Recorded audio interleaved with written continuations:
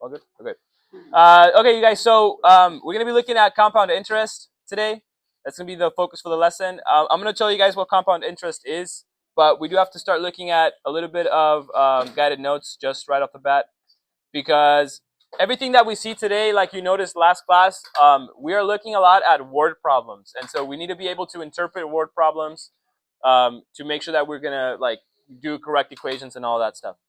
So I want you guys to think of the following. What do you think when you hear the following? Macy's is having their semi-annual sale. Once again, Macy's is having their semi-annual sale. How many times a year do you think semi-annual means? Is it once a year? What do you guys think? Semi-annual. Twice. So it's 2 times a year. So go ahead and write that down. This is going to be 2 times a year.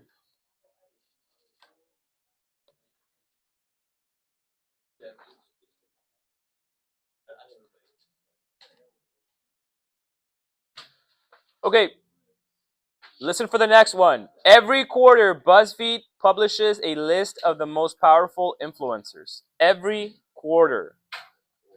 That would be how many times a year? 4 times a year.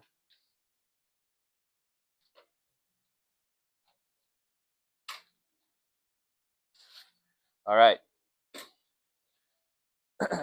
So let's go ahead and introduce the idea of interest now. So when you have a savings account, the money that you put into a savings account makes money. It generates money. This is known as interest. The amount of money that you make depends on an interest rate. The higher the rate, the higher the percentage, the more money that you're going to generate. Now, when a bank calculates the account's interest, we say that the interest has been compounded. So each time that you build interest, that's a compound event. And so we're going to explore like different events, like different compounding times throughout the lesson today. But just so you know, like let's say I had $10 and I put $10 in a savings account. It would generate interest once, right? And then I would have the $10 plus whatever interest I made on that. Well, the next time that it generates interest, it's going to generate interest not only on the initial $10, but on the $10 and the interest that I made the first time. So now I'm getting money on that $10 and I don't know, 5 cents, let's call it. And then it will compound again. And every time it's compounding the subsequent interest plus the initial that you had. Okay.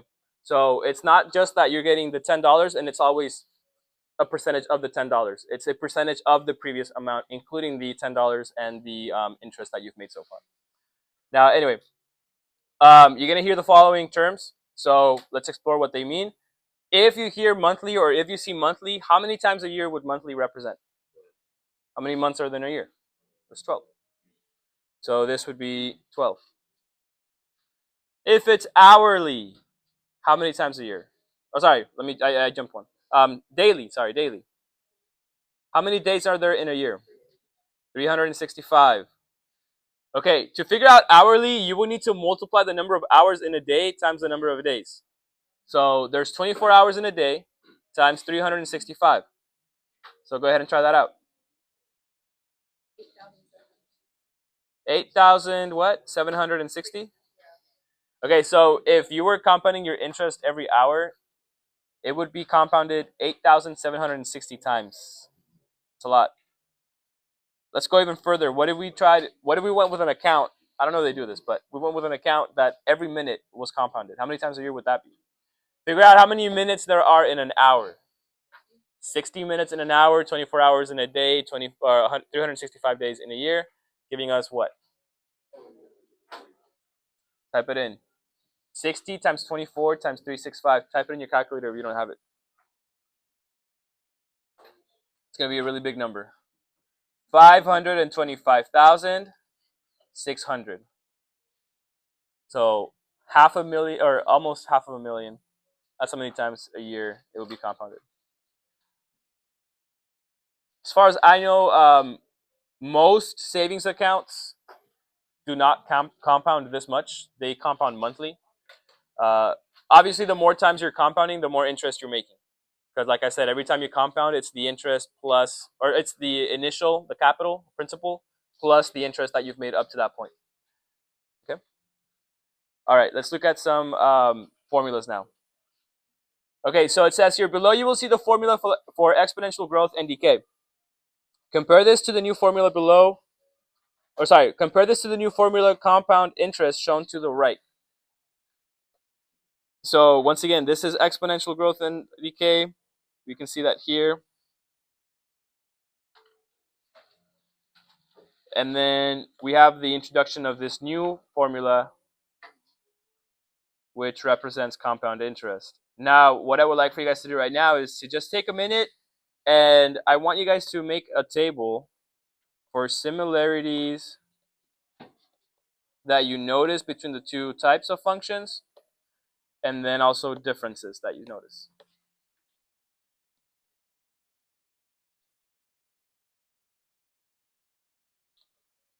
So see if you can write anything down.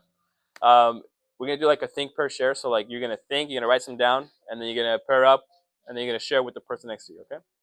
So go ahead and give that a try. It should be 1 minute to find the similarities and differences between the two functions.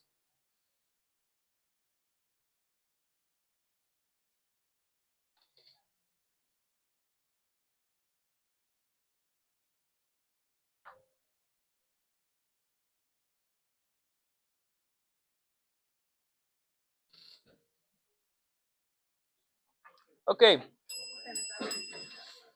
So let's go ahead and get some ideas up here. I'll take volunteers first, and if we don't have any volunteers, then I'll get my cards out. But any similarities that we notice, Sophia?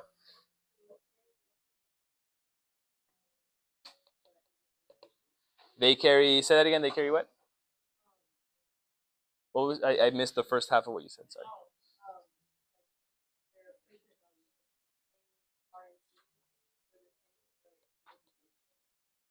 Okay, so we have A, R, and T variables that are shared, right, by both of these, like you said, but they're in different places. So. Okay, do we notice any other similarities aside from A, R, and T? Um, think about like operations. Are we still multiplying? Are we still adding? What's going on here? Go ahead. So they are still exponential and they are still growing, right? So, or at least exponential growth. Same base, like you said.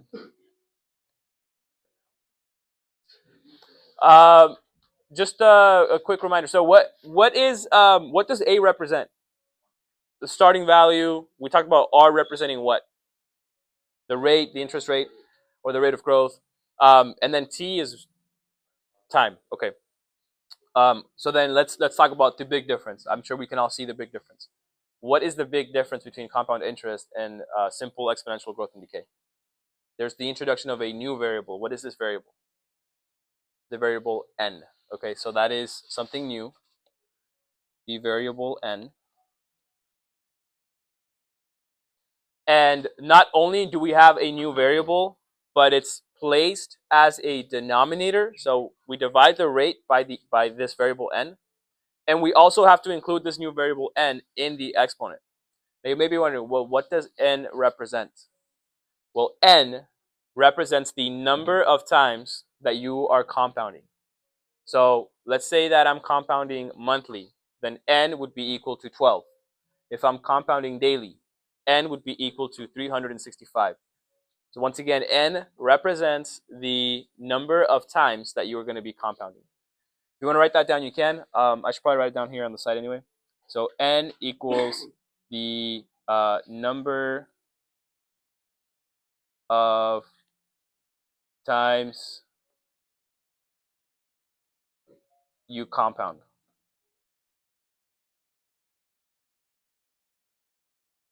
You may be wondering, well, what does the word compound mean? Well, compound means to build on. Like when you compound, you're building on what you already had. That's what it means. Um, I'm sure there are other applications of the word compound, but in this sense, we are looking at it with building on what you already have. Okay. Okay. So let's look at some examples, and then we'll get you guys your break. So anyway, we have the following: Evan invests $5,000 into a bank that offers 3.2% annual interest. Okay. He does not make any withdrawals or deposits. So the $5 stays intact. We're going to make three different functions, okay? So go ahead and do the following. We're going to make a function that represents the annual growth. So we're going to call this A of, let's just call it A of T for annual, and then T for time. So little a, which represents the starting value, is going to be $5,000. We have 1, which represents 100% of your investment, plus the rate of interest. Now the rate of interest, 3.2, needs to be converted to a decimal. We divide it by 100, so we get 0.032.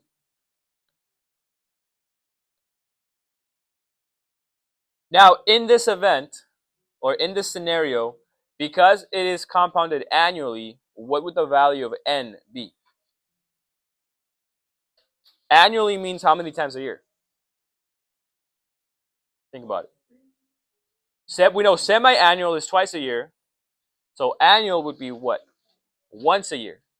Now, because n is 1, do we really need to include it? Anything divided by 1 is itself, and anything times 1 is itself. So in this scenario, we could say that n is 1, but when we replace n with the 1, it doesn't really change what we have. So we're going to have the following. 5,000 parentheses 1 plus 0.032 to the t power. That represents the annual interest. Let's go ahead and say, or look at the next scenario where we have quarterly interest. So now we have a little q to represent quarterly. Once again, a little q of t. The initial amount is the same. We still have the same interest rate, but now what is the value of n? Quarterly means 4 times a year. So we're going to divide 0.032 by 4, and then we're going to include a 4 next to the t in the exponent. Okay.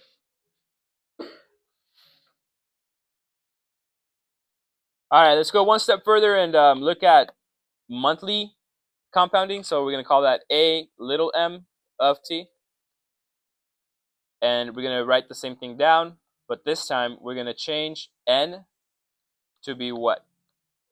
How many times a year would monthly represent? Think about how many months there are in a year. There are 12 months, so your value of n is 12. So we have 5,000 parentheses 1 plus 0.032 over 12 to the 12t power. All right. Now, of these three equations, we're going to only use 2 of them, because look at the next part B. Suppose Evan wants to let his money grow in the bank for 5 years. So now we have a time component of 5 years. He can pick between 2 banks. One of the banks compounds the interest quarterly. One of the banks compounds it monthly. We want to figure out, well, which one is a better deal. So this is what we're going to do now. You're going to rewrite these equations down here. And you're going to replace, how do I do this? You're going to replace the t value with a 5. So I'm going to do the setup for you real quick.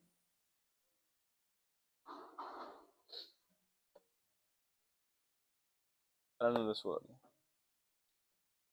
There it is.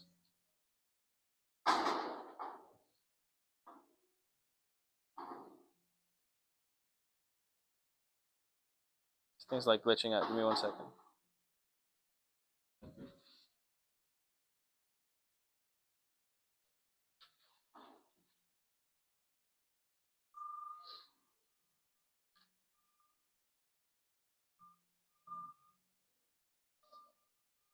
All right. I hope you guys got the notes down, because this thing is like tripping out. Anyway, I'm going to rewrite it down here. Okay.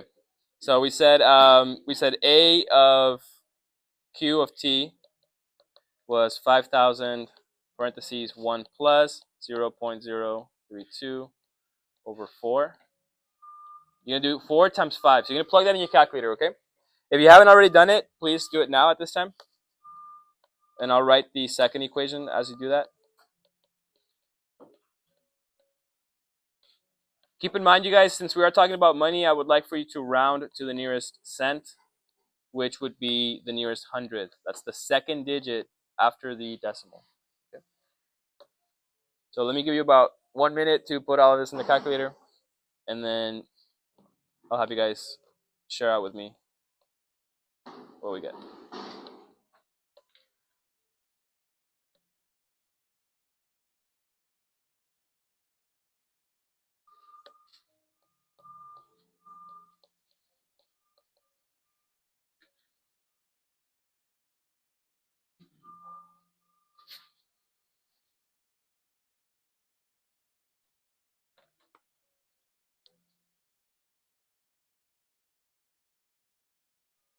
Okay, so how much money can we expect after 5 years if it's compounded quarterly? Raising your hand, how much money can we expect after 5 years if it is compounded quarterly? Were we able to get it? Dylan, go ahead. How much? It's a little too much. 9,000 is a little too much. Go ahead, Ella. 5,860. I believe it's 63. Right, 63 point what? 0.82. There we go. Okay. So this is how much we can expect if it's compounded quarterly. Let's see what we get when we compound it monthly. All right, so we're compounding monthly. Josiah, go ahead.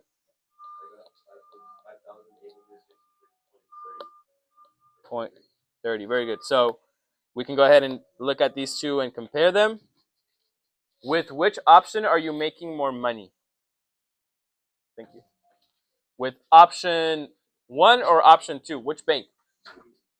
With the second option, right? We can look at the money. It's 5,866 versus 5,863. Now you're probably like, all right, is that really that much of a difference? Like, it's only $2. Well, it depends. It depends how you look at it.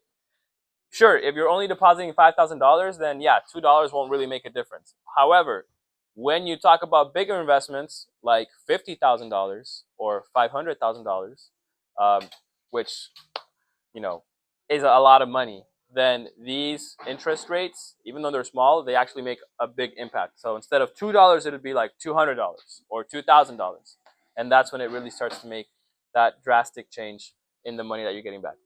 Okay. Let's go ahead and look at one more example.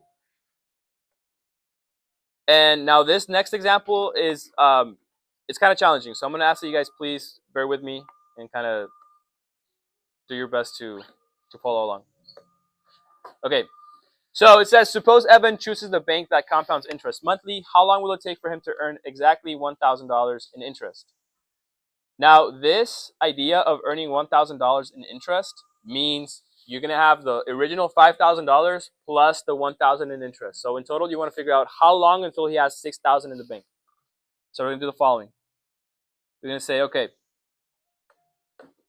how long will it take until the equation is equal to $6,000? Now, the equation we said that we're going to use the bank that compounds monthly. So that's 5,000, 1 plus 0.032 over 12 to the 12t power. So now the thing is, we don't know what t is. So we're going to solve for t.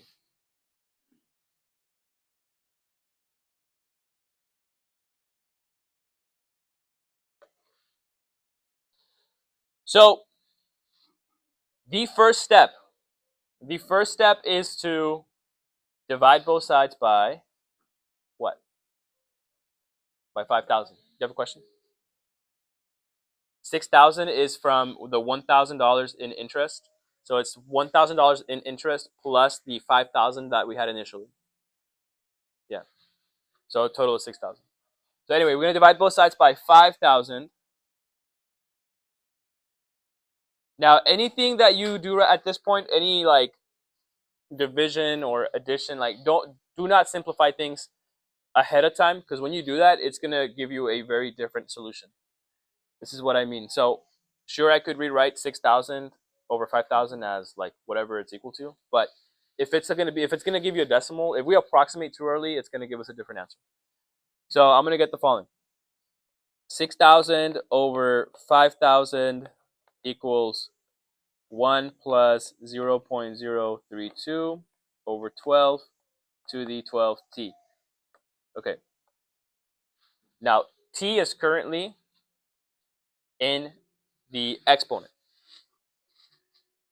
We need to get the 12t alone, which is going to require us to switch from exponential form, which we currently have, to what? What is the inverse of exponentials? To a logarithm. So we're going to turn this into a logarithm. 12t is equal to the following. Log base 1 plus 0.032 over 12. So that 1 plus 0.032 over 12, that's your little number. In the logarithm, that would be your little number.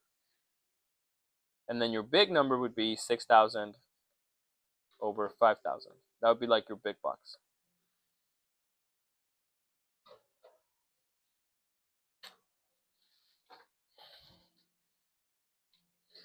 Now, unfortunately, t is not by itself yet, so we would need to do one final step. What would the final step be to get to t alone? Divide by 12.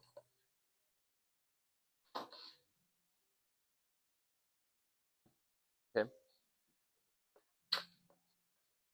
All right. Now, this is the tricky part. The tricky part's not doing the algebra, because you could leave it like this, and like this would be an exact answer. You'd get credit for this. The tricky part is actually putting this in your calculator. You have to do it by steps. You can't do it all at once. So with your calculator, turn it on if it's not already on. And I'm going to show you how to do the next part. And then I wonder if I can show it on the thing here. Try it.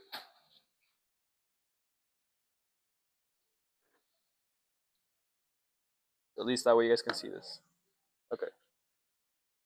All right, so you're going to hit the math key right here. You guys all see that menu? Okay, you're going to go up until you see log base. You guys all see log base? Okay, cool. Hit enter.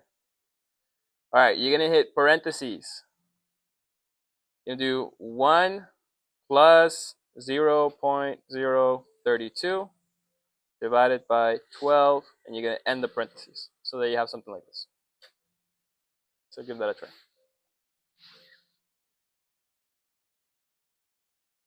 Okay. And then you're going to go to the next box, and you do 6,000 over 5,000. And you're going to hit enter. Give me a thumbs up if you got the number you see on the screen. All right. However, this is not the final solution. We still have to divide this by 12, so do that. You're going to hit divide. So you should see A and S for answer. Answer divided by 12. This is what we're actually looking for. 5.705. Okay. If you were able to do it all at once, you can try that. The problem is when you do too many steps at once, the calculator sometimes like doesn't know what to do. So it's better to split it up. So 5.705, we're going to round that to the nearest hundredth, and that'll be 5.71. 5.71. So it'll take about 5.71 years before they get $1,000 in interest. Okay. All right. So any questions on this process? All right, we're going to have just one more example. Then we will take our break. And then after the break, we will do some activities. It'll also be cake time during break. And I got that on tape. So there is no cake. There is no cake.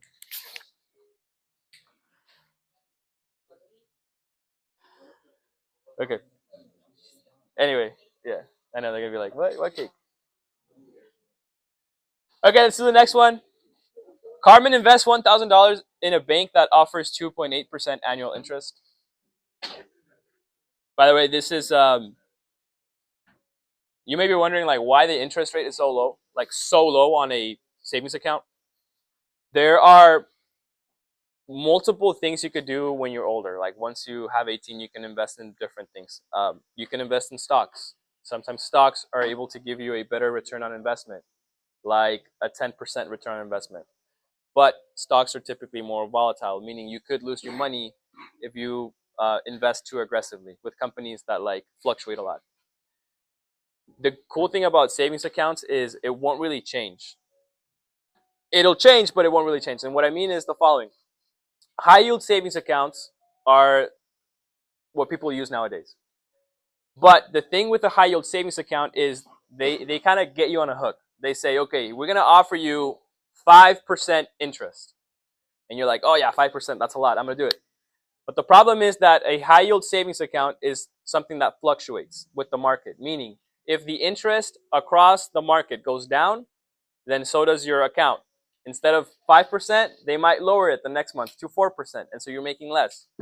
So you have to be careful where you invest your money, because it won't always be like it's advertised. Sometimes it's like a hook. They just tell you, hey, we're gonna do this much, and then once you're actually there with your money, then they lower it. There are other options, but I'm not a financial advisor. Okay, so I'm just letting you guys know. There's other options like a CD, something like that. It's a certificate of deposit, which they give you a fixed interest rate, but also you cannot take your money out or you get a penalty. So like, let's say you open a certificate of deposit for a year. They're going to say, okay, we're going to guarantee you an interest rate of 3.5%. Typically, it's lower than a savings account. 3.5%, but you're guaranteed no matter what happens, no matter if tomorrow the stock market crashes or we go broke, you're still guaranteed that no matter what. And so at the end of the 12 months, then you can get all your money that you invested plus the interest that you get out of it. The problem is you can't take out your money ahead of time. Like I said, you get a penalty. So this may not seem like it applies to you right now, but I always hear like, when are we going to use this in real life? I mean, this would be the case. Like I said, you're young right now. You don't have a savings account, but once you turn 18, you should start looking at, putting your money here and there. Make sure that it grows, because that is how you're going to get a lot of money later in the future. Okay, so back to the problem. We invest $1,000 in a bank that has 2.8% annual interest. How much money will there be after 3 years if the interest is compounded monthly? Let's do the following. A little m of t, A little m of t for monthly compounding is $1,000, 1 plus 0.028 over 12 to the 12t power. Okay. Now we're going to go ahead and replace the t with a 3, because we actually want to figure out after 3 years. So we have a specific input. 1 plus 0.028 over 12 to the 12 times 3. All right, go ahead and put that in your calculator and make sure that you round it to the nearest hundredth.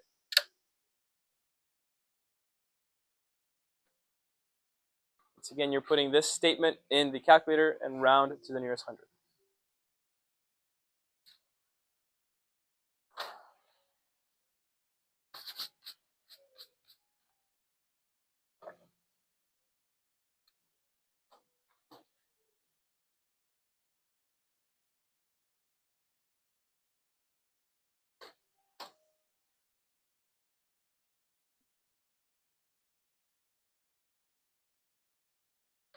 All right, when you got it, raise your hand so that we can get it up here.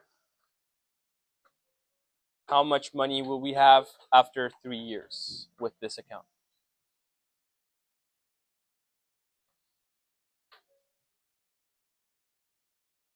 Go ahead. 1,087.52. All right, so after 3 years, you would have $87 that you didn't have.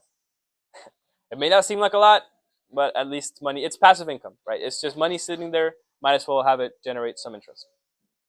Okay. All right, let's do the next part. This next part is the kind of hard part because it's a lot of steps, but anyway. How long will it take for Carmen to have exactly 1,500? Well, we want to figure out when it's going to be equal to 1,500. So we're going to set our equation equal to that. 1,500 equals 1,000, parentheses 1 plus 0.028 over 12 to the 12t power.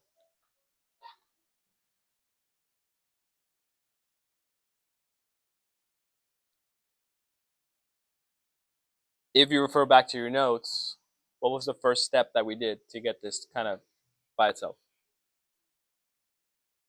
Divide by 1,000. Very good.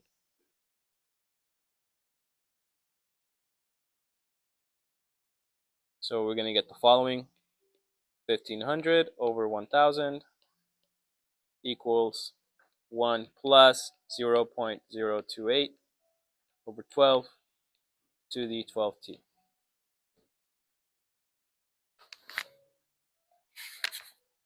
At this point, what do we do next? Turn this into a logarithm. 12t equals log base 1 plus 0.028 over 12 of 1,500 over 1,000. I'm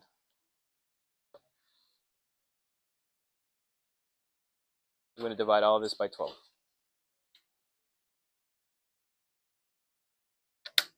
So I'm going to leave this up so you can copy it down. Then I'll go back to the camera mode so that you can see how to type it in. And that'll be it.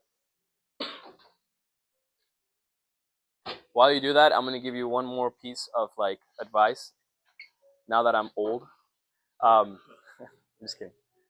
As soon as you guys turn 18, open a credit card.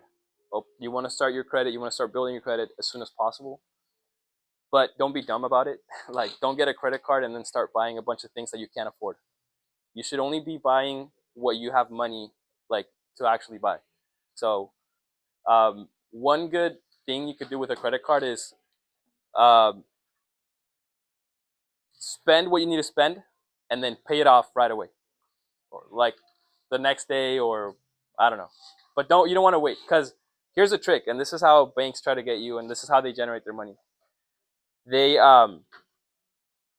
when you forget, you got to pay like insane amounts of interest. Like right now, you're seeing that with 2% interest, you're barely making any money.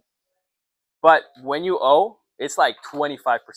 So let's say you owe $100 and you forget to pay those $100. Now you owe $25 on top of the $100 that you already owe. So now it's $125. And if you forget again, then it's 25% of the $125, and it keeps building up like that. And so people sometimes they spend too much on a credit card, and then that debt just like skyrockets. And so you got to be smart about it. Now, if you know how to play the game, trust me, when you build your credit, you're gonna have so many opportunities to like buy a car, buy a house, to like credit. Like banks will want to loan you money, so you want to make sure that you are opening those doors for yourself. So keep that in mind, and don't bet, don't gamble your money away. No prize picks. Anyway, so we type this in, and it looks like this. So we have log base 1 plus 0.028 divided by 12 over 1,500, no, 1,500 over 1,000. It's a little dirty. Divide that by 12, and we get 14.497, so 14.5 years.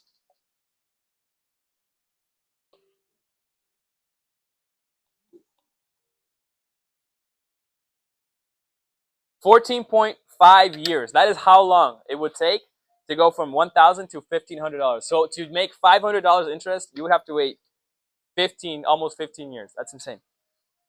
Yeah. Okay. Any questions on the math? Okay, awesome. Then we can stop here.